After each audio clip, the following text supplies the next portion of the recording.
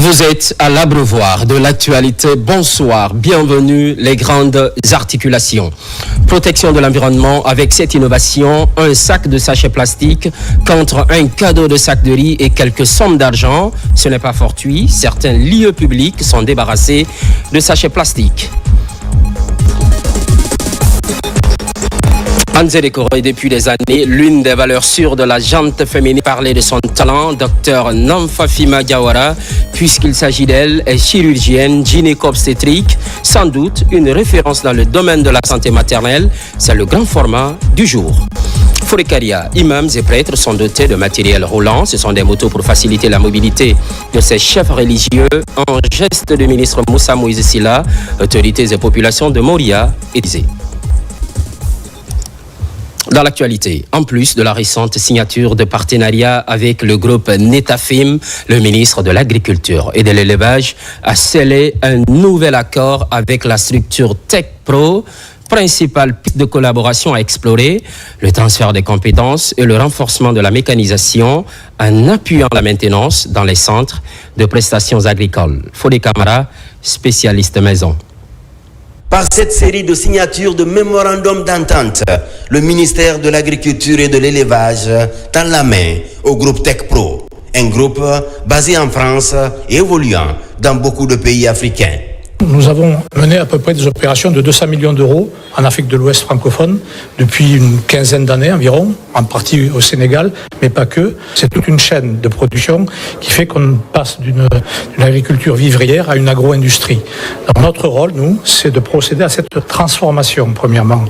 Deuxièmement aussi, c'est de transférer des compétences que nous avons par le biais de différents partenariats que nous avons au niveau international. Nous allons apporter au pays l'expertise qui lui manque pour faire ce transfert. Donc c'est tout un travail qui va durer plusieurs années probablement d'accompagnement, de transfert de compétences, de fourniture de matériel et de services à pente pour que les investissements consentis par le pays au titre de ce plan de mécanisation soient profitables et surtout durables. Après le groupe Netafim, l'enjeu de cet autre protocole d'entente est de moderniser l'agriculture par le renforcement du segment de l'irrigation. Autre piste de partenariat, la fourniture de matériel agricole et la mise en place des solutions intégrées couvrant chaque étape du processus agricole.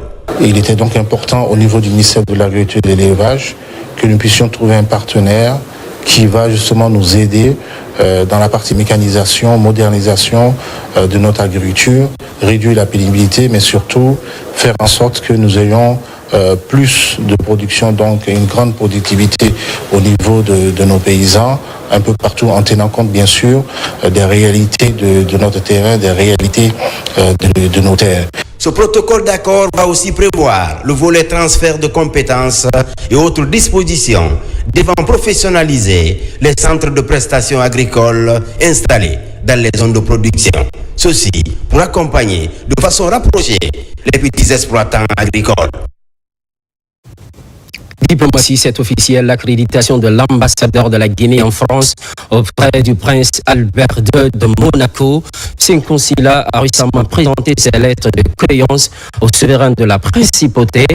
Juste après cette cérémonie, le diplomate guinéen a rencontré des investisseurs monégasques au cours d'un forum économique sur la Guinée. Mohamed Souma, Ahmed Touré. La principauté de Monaco est un État souverain et indépendant situé sur la côte nord de la mer Méditerranée. Et c'est ce petit État par la superficie enclavé sur la partie terrestre par la France qui s'ouvre diplomatiquement à la Guinée à travers cette présentation des lettres de créance de l'ambassadeur de la Guinée en France, Sekou Silla, au prince Albert II de Monaco. Au cours de cet échange qu'il faut qualifier d'historique, car c'est la première fois dans les années de la diplomatie guinéenne qu'un ambassadeur est accrédité à Monaco. Une situation qu'il faut justement mettre au crédit de la dynamique de notre diplomatie sous le leadership de son Excellence, Monsieur le Président de la République, le général Mamadi Doumbouya. Tout juste après cette cérémonie, l'ambassadeur Sekou Silla a rencontré ce groupe d'investisseurs de la principauté. Avec eux, le diplomate guinéen a présenté le potentiel naturel, minier et agricole et autres domaines d'investissement en Guinée aux représentants d'une trentaine d'entreprises. Le programme Simandou, il s'agit d'un programme de développement socio-économique durable et responsable de tout le pays pour les 15 prochaines années. Il prend en compte toutes les aspirations du peuple en termes de développement durable et responsable. C'est un programme solide, un point vers la prospérité. Cette offensive diplomatique avec cet État capital de la Formule 1 était une nécessité et va permettre à coup sûr, selon les initiateurs, de promouvoir le potentiel économique de la Guinée dans le cadre d'une coopération mutuellement avantageuse. Protection de l'environnement avec cette initiative encourageante. Un sac de sachets plastiques contre un cadeau de sac de riz avec quelques billets de banque. Imaginez la mobilisation, vous allez le voir, mais derrière, une véritable action citoyenne. Des tas de sachets plastiques sont éliminés dans certains lieux publics. Nabila Moussa Kamara, confirmation. En Guinée, le combat contre la pollution de l'environnement trouve peu à peu des solutions. À Kabylie, plusieurs citoyens sont récompensés après l'opération de ramassage des déchets plastiques dans les lieux publics. Cette activité consiste à assainir les rues de la capitale avec une stratégie d'achat d'ordures en contrepartie des sacs de riz et de l'argent. Ce plastique, quand ils ramassent, ils amènent chez nous, on va les récompenser. En faisant un petit geste, c'est-à-dire on va échanger le plastique qu'ils jettent, qu'ils vont retourner, on va leur donner un petit cadeau. Et nous voulons motiver la population à participer à l'assainissement de leur environnement. Rendre l'environnement propre afin de préserver la santé de la population est l'objectif visé par les responsables de l'ONG Aide pour la Guinée. Cette politique d'assainissement initiée par les responsables a marqué les autorités locales et la population, qui d'ailleurs sollicitent l'engagement des autorités du pays afin de préserver cette action. Dans la cour ici, il y a combien d'enfants? Les enfants qui sont mis à charger le plastique. On a vu les femmes de marché étaient fortement mobilisées pour pouvoir dégager le quartier, le marché de plastique. Et je pense que si le gouvernement peut-être s'exerce dans ce sens, je pense que ça peut nous permettre de nous séparer complètement de plastique.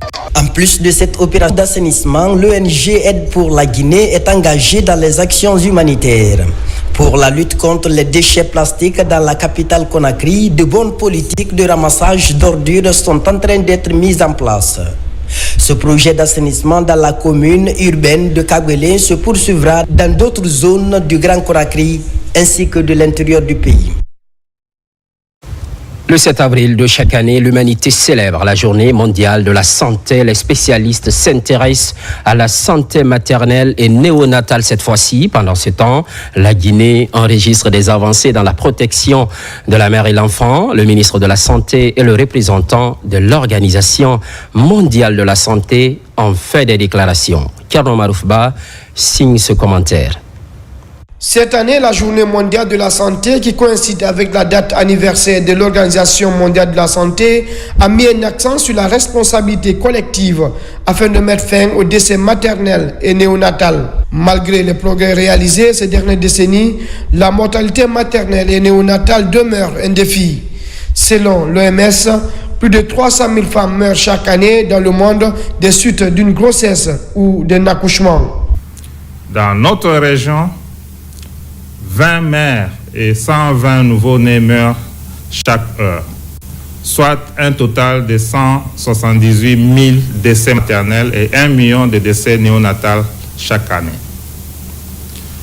Toutes les 7 secondes, quelque part dans le monde, survient un décès évitable de femmes ou d'enfants. Ce ne sont pas que des chiffres. Ils représentent des vies réelles perdues, des familles brisées et des avenirs brisés. En Guinée, la question centrale de la célébration de la Journée mondiale de la santé, qui consiste à protéger la vie de la mère et celle de l'enfant, est inscrite parmi les priorités. Plusieurs réformes sont menées dans le pays afin de réduire la mortalité maternelle et infantile.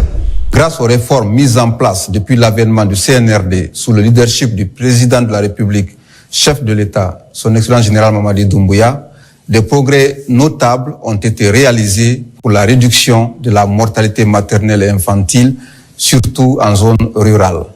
Ceci à travers des mesures telles que l'amélioration de l'accès aux soins, la gratuité de la consultation prénatale, de l'accouchement par voie basse ou par césarienne et la formation continue des prestataires de soins. Pour maintenir ces caps de réforme, l'État guinéen, à travers le ministère de la Santé et du Jeune Public, s'inscrit dans une nouvelle dynamique, celle d'offrir davantage de meilleures conditions de santé à la population. Un important lot d'équipements biomédicaux pour améliorer la qualité des soins offerts à la population. Ces matériels sont destinés à l'hôpital préfectoral de Lola, une dotation du gouvernement guinéen à travers la Banque islamique de développement. Mohamed Salihoupaï, correspondance. Ce don de 3 conteneurs d'équipements biomédicaux est une initiative du gouvernement guinéen financée par la Banque islamique de développement BID. Elle vise à doter les établissements hospitaliers du pays d'équipements de pointe. À travers ce projet, les autorités entendent améliorer significativement les services de santé et réduire les évacuations sanitaires tout en garantissant l'accès équitable à des soins de qualité aux populations. L'hôpital là a été construit il y a de cela 10 ans. 10 ans sans équipement. On n'avait pas la radio. On n'avait pas l'écho. Tout ce qui est imagerie, l'hôpital de Doula ne disposait pas ça. On référait beaucoup de malades à l'hôpital régional. Aujourd'hui, si Dieu a fait que vraiment l'hôpital de Lola a eu ses équipements de la dernière génération, je dirais Dieu merci.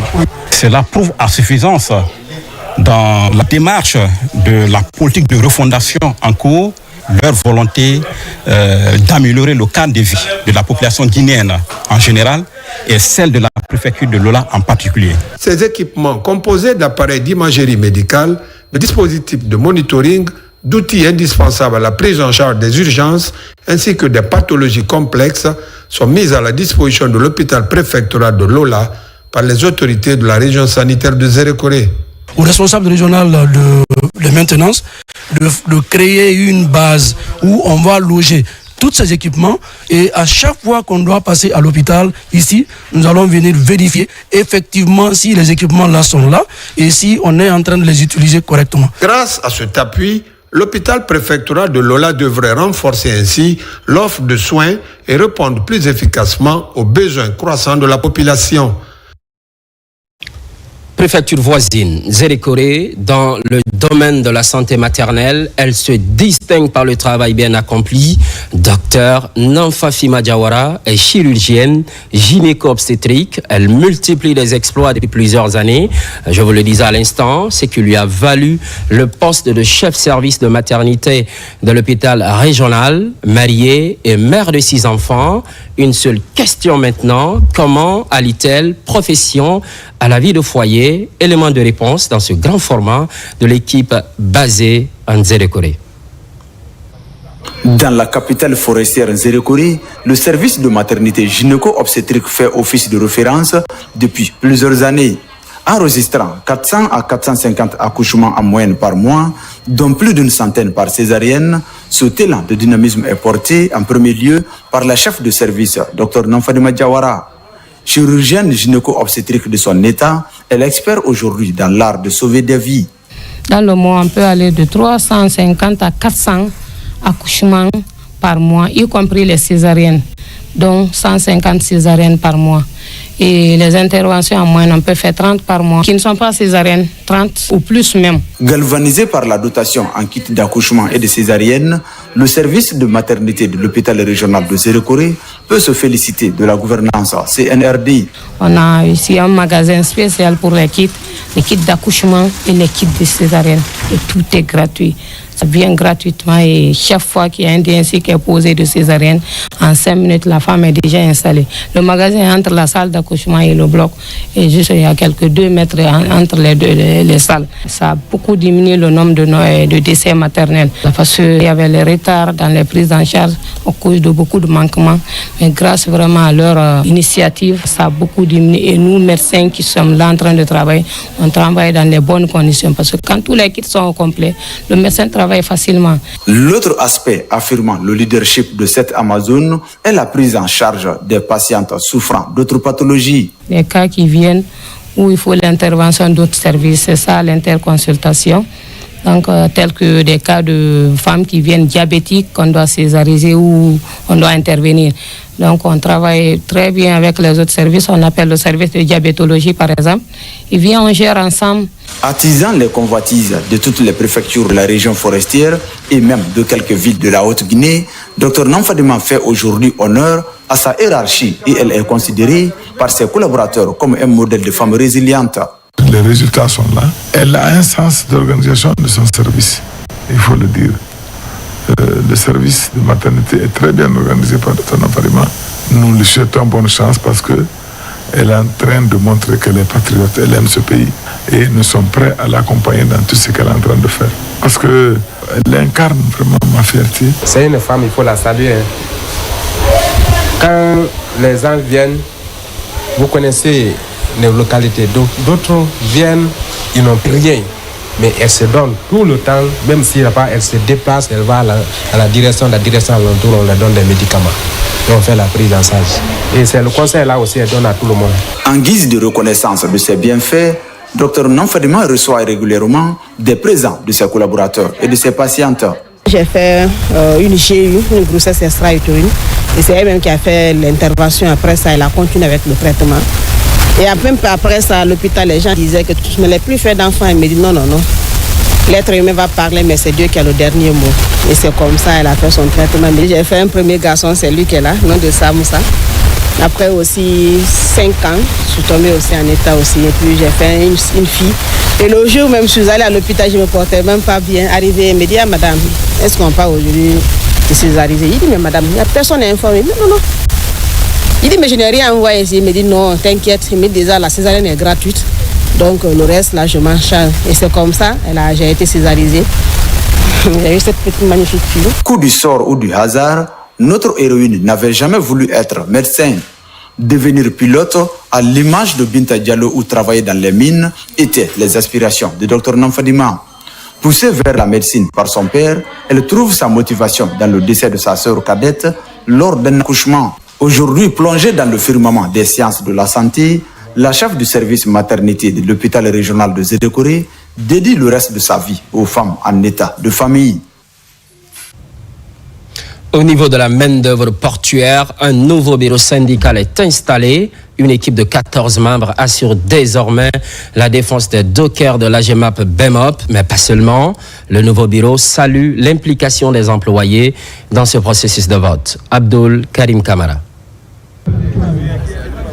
Les agents de l'AGEMAP BEMOP ont organisé vendredi dernier l'élection de leur nouveau bureau syndical. Composé de 14 membres, ce bureau aura pour mission principale de défendre les droits et intérêts des travailleurs, tout en œuvrant à l'amélioration de leurs conditions de vie et de travail. Le BEMOP, c'est-à-dire le bureau de la main-d'œuvre portuaire, là où il y a les dockers de Conakry. Depuis que le bureau de Mamadou Boïba est en place, il n'y a que la paix, la quiétude, la tranquillité et le bon travail. Les conditions de vie des travailleurs sont améliorées. Ils s'est battu pour que les dockers peuvent vivre mieux, très bien aujourd'hui. Leurs conditions de vie aujourd'hui, avant c'était pas comme ça. Avant les dockers vivaient précairement, mais aujourd'hui, quand tu vois le port aujourd'hui, le port est en instance d'évolution grâce à ces dockers-là. Donc ces dockers-là méritent d'être décorés. Au terme du vote, les membres du bureau élus ont exprimé leur satisfaction quant à la mobilisation et à la forte participation des employés, signe d'un réel engagement syndical. Le message est dédié au président de la République, le général du corps d'armée, Mamadi Doumbouya. La paix qu'il a instaurée en Guinée, notre réflexion est basée sur ça. Nous avons remarqué un travail en profondeur. pour ceux qui ont été dans l'ombre de ce travail. Nous les félicitons pour apporter ce résultat. Singulièrement, le directeur du BEMOP et aussi la centrale USTG qui nous a bien aidés dans ce travail. Nous en sommes satisfaits. Et je pense que le bureau qui est élu va continuer son œuvre pour satisfaire le bien-être des travailleurs. Cette élection s'est déroulée dans une atmosphère sereine, garantissant un processus transparent, libre et équitable. Changer le visage des communes rurales de Sigiri, des réformes sont enclenchées, de la construction des routes communautaires en passant par des ouvrages de franchissement. Plusieurs travaux sont lancés par le conseiller du chef de l'État pour le bien-être des populations vivant dans les zones reculées. Jamokaba. Dans le registre du développement local durable, satisfaire les préoccupations des citoyens à la base est une priorité. À Sigiri, plusieurs localités rurales sont ciblées pour apporter un changement positif. À Djamaya, Koundedi, tout comme à Maleya, en passant par Menyekoma et Baraka, de nouveaux jalons sont posés pour faciliter la mobilité et fluidifier des échanges commerciaux.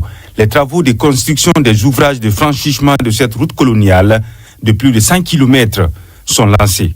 Votre présente visite s'inscrit dans le cadre du lancement des travaux de reprofilage de la piste rurale dans les communes de Tintia, Franwalia, Malea et Sigrini pour une distance de 100 km.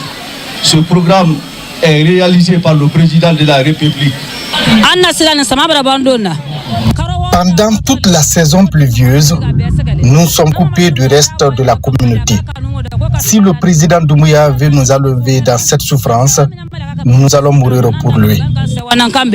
Partout de l'effervescence pour accueillir ce programme d'intérêt commun qui compte toucher tous les domaines du plan national de développement.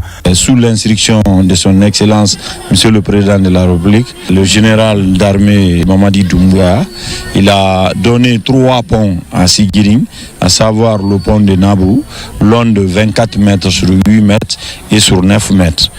Et le pont de Djambaya, le 3e pont c'est à Kinyabakura. Nous sommes sortis pour accueillir M. Papa Fofana, pour lui témoigner que tout Baraka est derrière le président général Mamadi Doumbouya, car il est la solution à nos différents problèmes. Nuit et jour, nous sommes à sa disposition. La réalisation de la route internationale Sigiri-Sénégal va mettre fin au calvaire des usagers. Sur les chantiers, un conseiller du chef de l'État pour expliquer la vision politique du général Mamadi Doumbouya, qui ne compte épargner aucune localité du pays profond. Hors de la capitale toujours, Forekaria, imams et prêtres sont dotés de matériel roulant. Il s'agit des motos pour faciliter la mobilité de ces chefs religieux. Un geste de Moussa Moïse Silla, ministre de la Culture, du Tourisme et de l'Artisanat, autorités et populations de Moria, étaient mobilisés. Ousmane Ba. Ces motos sont destinées aux imams des 10 sous-préfectures de Forekaria ainsi que les responsables chrétiens de la localité. Un don pour faciliter la mobilité des chefs religieux.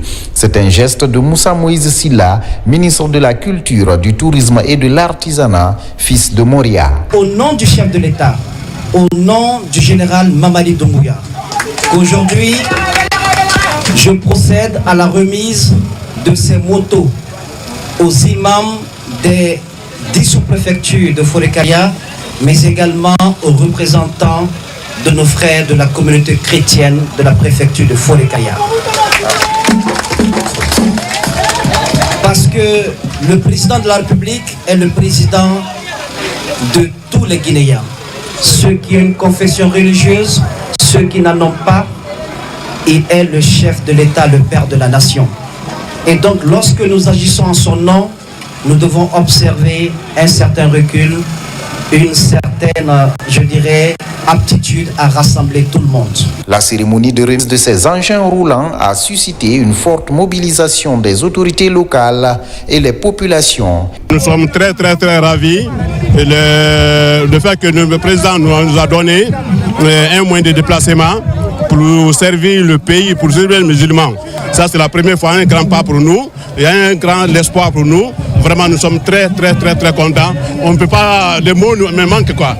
En plus des sentiments de satisfaction, ces religieux se disent disposés à multiplier les efforts pour davantage œuvrer en faveur de la paix et la cohésion sociale, condition sine qua non d'un développement harmonieux et durable. Sur tout autre plan, sécurité privée, les innovations se poursuivent.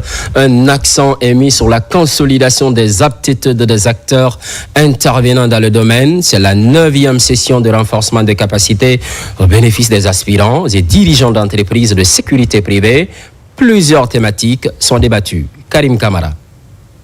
Sur fond de réforme, le savoir-faire dans le domaine de la sécurité privée est de plus en plus qualifié en Guinée. Depuis plus de 2 ans, l'Office de régulation des agences de sécurité et de la protection civile porte un regard soutenu sur le renforcement des compétences. Dans le cadre de la consolidation de leurs aptitudes, aspirants et dirigeants d'entreprises de sécurité privée se retrouvent pour la 9e fois. Ce qui est surtout à encourager au niveau de cette nouvelle direction, c'est surtout le fait qu'ils mettent les bases. Les bases, ils ne seront pas obligés de terminer tout ce travail parce que c'est un travail titanesque. Mais au moins, on doit commencer quelque part. Sans vous mentir, on ne fait qu'apprendre. Chaque jour, on a un plus.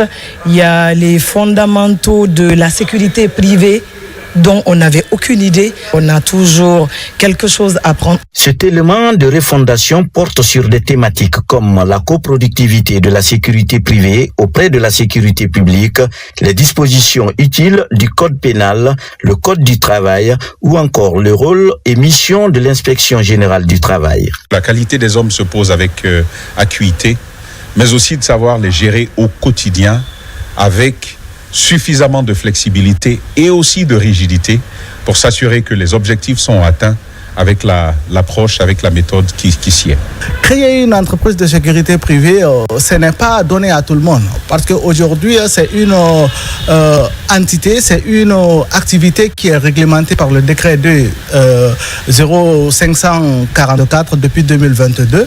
Et aujourd'hui, nous assistons à une professionnalisation sans précédent de l'activité, à l'image des autres pays du monde entier. Après cette étape, ces acteurs recevront une attestation qui démontre qu'ils sont aptes à diriger ce genre d'entreprise, plus un agrément dirigeant qui leur permettra d'exercer les activités de sécurité privée.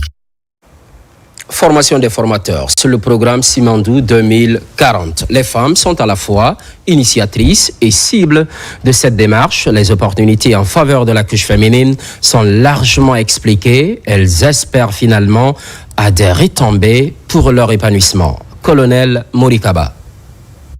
Elles sont venues des marchés, des ateliers, des bureaux et des quartiers pour mieux comprendre et soutenir les projets de développement initiés par le président de la République, le général d'armée Mamadi Doumbouya. Cet atelier de formation est organisé par le mouvement des femmes au cœur de la refondation Moufekor qui met un accent particulier sur Simandou 2040. Notre mouvement Les femmes au cœur de la refondation incarne pleinement la vision du président, le général Mamadi Doumbouya. Nous sommes résolument engagés pour l'accompagnement. La formation que nous entamons aujourd'hui marque une importante étape. Elle nous prépare à devenir des ambassadrices du développement. Les formatrices se sont succédées pour expliquer aux participantes la portée et les avantages du projet Simandou 2040.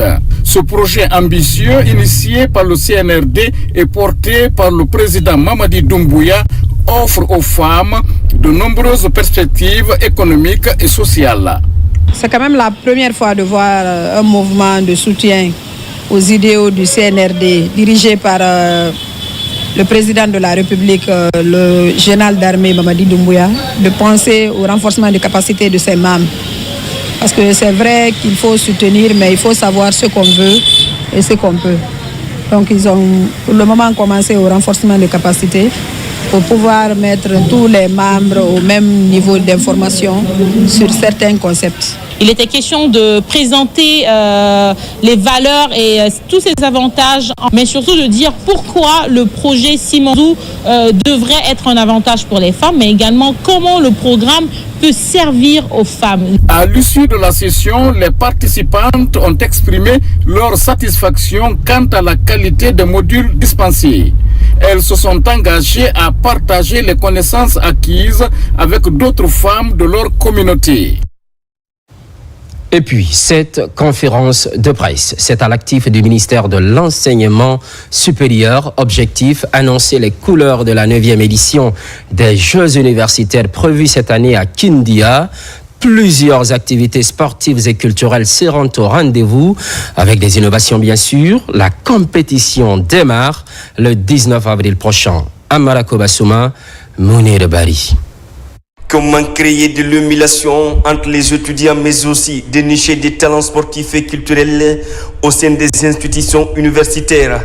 Voilà l'objectif qui se fixe le ministère en charge de l'enseignement supérieur dans l'organisation des sports universitaires. Plus de 2000 participants en fait sont attendus pour ces Jeux. Cette année, nous envisageons travailler aussi bien avec la police qu'avec la gendarmerie, et sur le plan sanitaire, nous allons en fait travailler avec les structures sanitaires de la localité pour pouvoir en fait prendre d'éventuels cas de blessures en charge. 35 institutions d'enseignement supérieur avec plus de 2000 participants seront au rendez-vous. Cette 9e édition est placée sous le signe Jeunesse universitaire guinéenne, moteur de l'élan vers 2040. Plusieurs innovations seront au menu de la 9e édition avec une touche particulière des artistes et footballeurs de renommée. Du 19 avril au 3 mai, nous attendons 35 universités. Nous avons plus de 2000 étudiants, athlètes qui seront de la partie, et tous ces concours seront des compétitions sportives, artistiques, mais également culturelles. Moi, je vais venir rapporter un peu ma touche culturelle pour faire la chose avec les étudiants et leur faire plaisir, leur donner la force spirituelle aussi. J'appelle toute la famille, tous les étudiants d'être fair play. Avant le lancement de la compétition le 19 avril prochain, toutes les dispositions organisationnelles, notamment sécuritaires et sanitaires, sont prises par le département pour la réussite de l'événement. Page noire de cette édition, disparition d'Amadou Bagayoko, icône de la musique africaine et malienne. Le musicien légendaire a tiré sa révérence ce vendredi à Bamako. Il fut un maillon essentiel du duo Amadou et Mariam, des malvoyants au succès mondial à travers plusieurs œuvres musicales. Il regagne sa dernière demeure ce dimanche dans la capitale malienne. Peu avant, des sympathisants lui ont rendu un dernier hommage. Aboubakar Djabi revient sur le film. C'est encore une immense perte que la musique malienne et africaine vient de subir. Le chanteur Amadou Bakayoko a tiré sa révérence. Ce musicien légendaire non-voyant dans le duo Amadou et Mariam est décédé ce vendredi à Bamako à l'âge de 70 ans des suites d'une maladie. La nouvelle a secoué le monde entier tout en plongeant plus d'un dans la tristesse. Depuis l'annonce de sa disparition, de nombreuses condoléances continuent d'être adressées à sa famille, notamment à son épouse. Amadou et Mariam, tous deux musiciens aveugles, se sont rencontrés en 1976 à l'Institut des jeunes aveugles de Bamako. Depuis là, ce duo n'a pas cessé de se battre pour le rayonnement de la culture malienne. Après quelques années, le duo a connu un succès planétaire en 2004 à travers le titre Un dimanche à Bamako. Plusieurs exploits sont à l'actif d'Amadou et Mariam. Le couple avait même réussi d'introduire une chanson pour l'extinction définitive de la flamme paralympique clôturant les Jeux de Paris. Partout, leurs proches, sympathisants et fans en larmes sont affligés par ce décès et ne manquent point d'apporter des témoignages de compassion et de soutien à sa famille. Sa femme Mariam, avec qui il a eu 3 enfants, est plus que jamais inconsolable. Elle va désormais être seule dans le monde musical et dans la vie après plus d'1 million d'albums vendus et de nombreuses récompenses. À Bamako, l'atmosphère est plus que lourde que pudeur. Il ne sera plus question de revoir le couple particulier aveugle, Amadou et Mariam, sur scène, comme par le passé, pour mélanger la musique malienne et le rock avec les paroles en français, mais aussi en bambara. Personne ne veut la vivre.